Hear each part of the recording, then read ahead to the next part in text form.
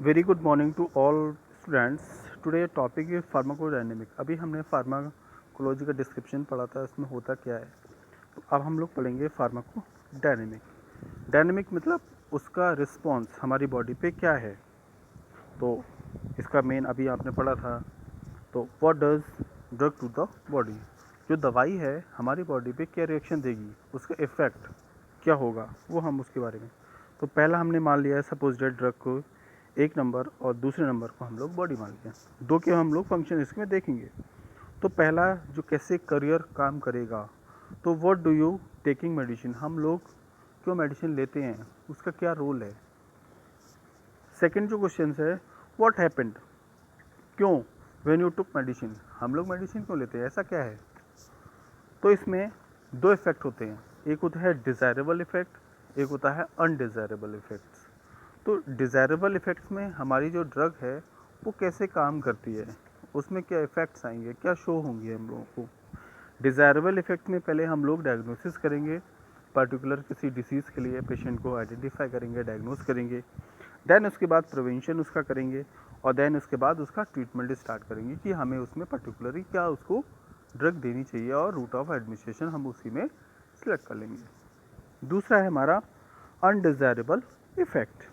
इसमें क्या होगा, जब हम लोग उसको सोच नहीं रहे हैं कि ऐसा ये इसका इफ़ेक्ट आएगा, हमने कोई दवाई दे दी किसी को, तो उसका effect side effect.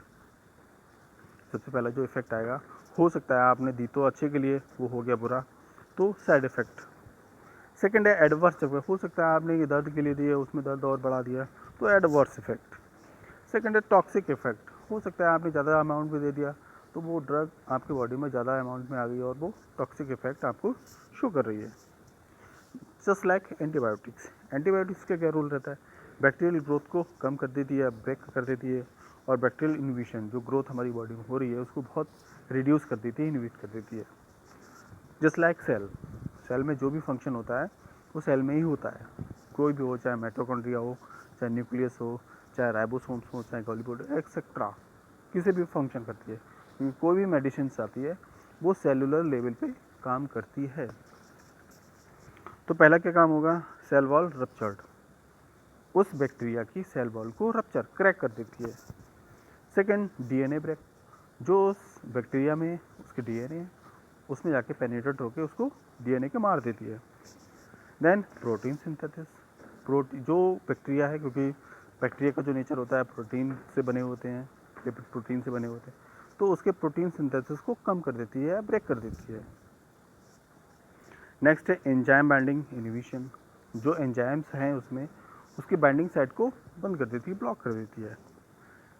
Okay, thank you. ये तो आपका रहा फार्माकोडायनेमिक। नेक्स्ट वीडियो में हम लोग मिलेंगे, फार्माकोकाइनेटिक के बारे में जानेंगे। Thank you.